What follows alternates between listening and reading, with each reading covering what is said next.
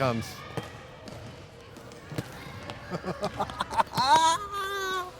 Hey, dude. Hi. Hi. What's up?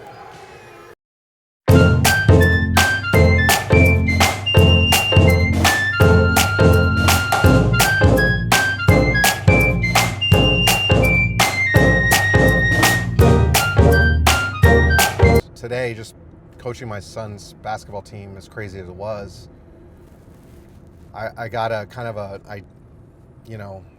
thought came in my head that that's what Kobe was doing with his daughter. He was going to coach a basketball team, his daughter, and spend time with her. Afternoon from New York. We're coming on the air with breaking news, very sad news to tell the sports world. The LA Times is reporting that retired Los Angeles Lakers basketball star Kobe Bryant has been killed in a helicopter crash. It happened this morning. So much of the world is just in shock and disbelief. Basketball superstar Kobe Bryant has died in a helicopter crash in California. Did so much of his life to that, and then he committed his secondary life was his being a dad and a husband, and it's just super sad. I wasn't a huge Kobe fan as far as that, because I love the Spurs, but today struck me as I was coaching him and as I was like spending time with his kids, is that we just lost a big legend. Or I don't know why that really struck a chord in me today, but I just being a dad and seeing what happened yesterday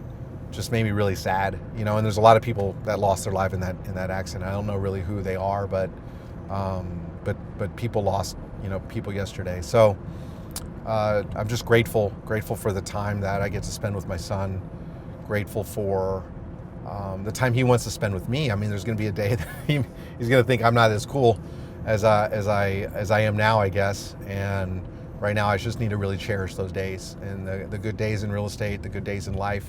Just cherish them, because life has a way of throwing you some really tough days. So I'm just really grateful and thankful that God's given me my health and the opportunity to be with my son and my daughter and my wife, and to serve people in real estate. And camera space and anytime. All right, so Steve, basically this video, before we like roll, it's gonna be like, the title is why you shouldn't get emotional about, why no one cares about what you did to your, whatever. It's a kind of a title of a video, and then I want you to just go in. Hey guys, we're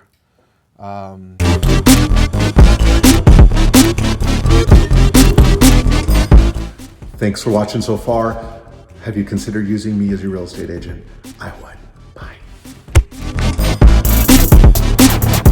Heading over to my clients, Antonio and Sarah's house. They just bought a house for me, and if you remember it.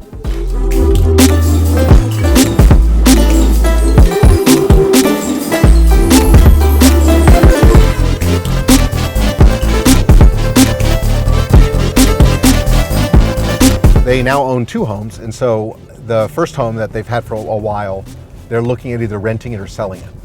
And so Steve and I are gonna meet them at their house, and we have run comparative market analysis. And so all this is, in layman's terms, is showing them what we feel the market will pay for their home if they put it on the market, given the current condition it's in. Now, if they need updates, if they need new flooring or granite countertops or whatever, then we would give them a little bit of advice on that and say, hey, based on the sales price, if you want this sales price, you may want to invest a little bit in your home to do that, things like that.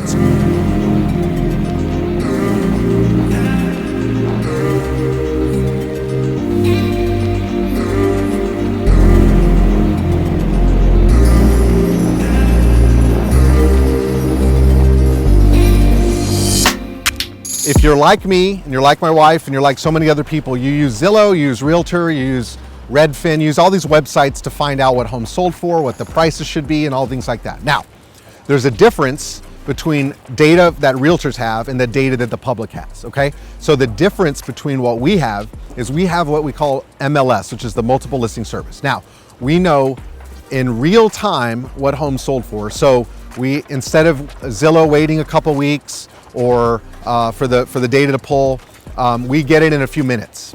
And so we also know what the concessions are. So what that means is when we look at a home purchase, or a sale, we know what the seller gave away to the buyer as an incentive to sell the house to them. Okay, and in Zillow, you won't get that right away. You won't always see that right away. And so it's important that you use a realtor to get your data instead of using Zillow or Realtor.com or Redfin or any of those sites, which are all great to look at. But when it comes to pulling data, do not use them, do not trust them. They are not built for the consumer. They are built for themselves to pull all your data to get you to contact them so they can sell your data to a realtor like me.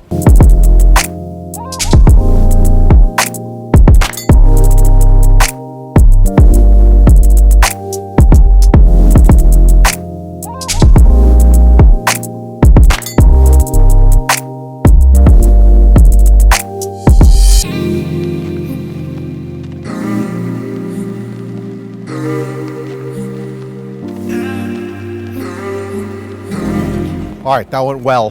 We got some really good numbers, got to see inside the house, make sure that we know what it's probably gonna be priced at.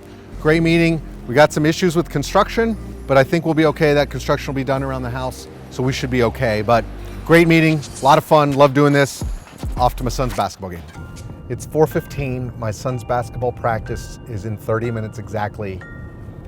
I think I'm about 30 minutes exactly away from the basketball from the practice. So usually at 3:30ish, 3 o'clock, when you take meetings out in the city and you deal with traffic and things like that, can get pretty dicey.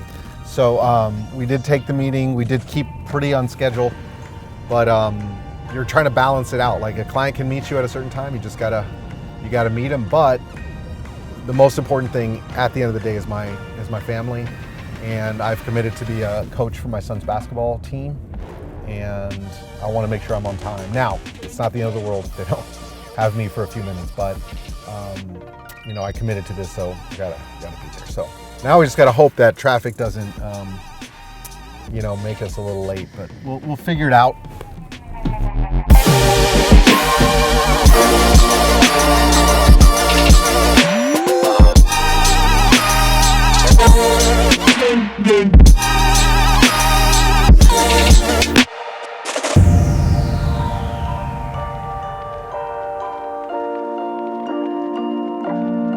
So this is actually the hardest job I'll have today, is keeping the attention of 3 to 4-year-olds. And you'll see, a lot of fun, but time with my son and time to bond with him and to spend this time, like, it's so precious and so valuable to me that someone asked me to sign up to coach my son. I'm just gonna usually always raise my hand. So yeah.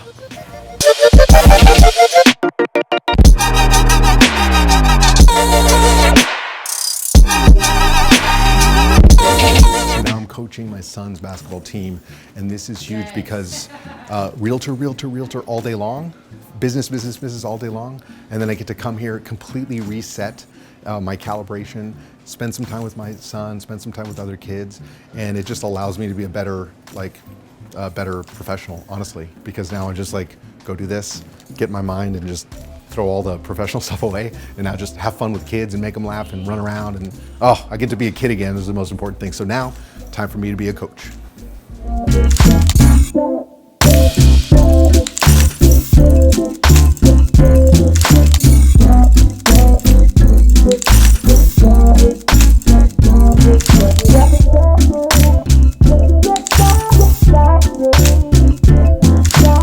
Guys watching some basketball? We are. What do you think? Is Sam doing good? Do you play basketball? Nah. You look pretty good out there. I know. I've been trying to talk to her about doing it, right? What do you Pretty think? tall too. You might want to try it. You want to what? Wants to coach Sam's team.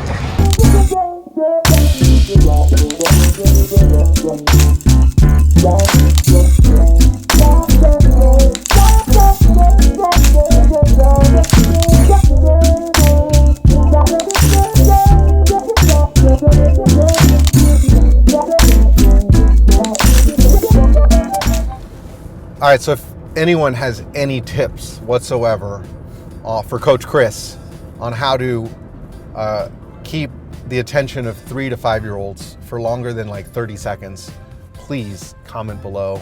Please tell me how to do it, because it was a challenge, but had a great time. Thank you for watching. And if you can, throw me a like, throw me a comment, throw me a question, subscribe, and we'll see you next time.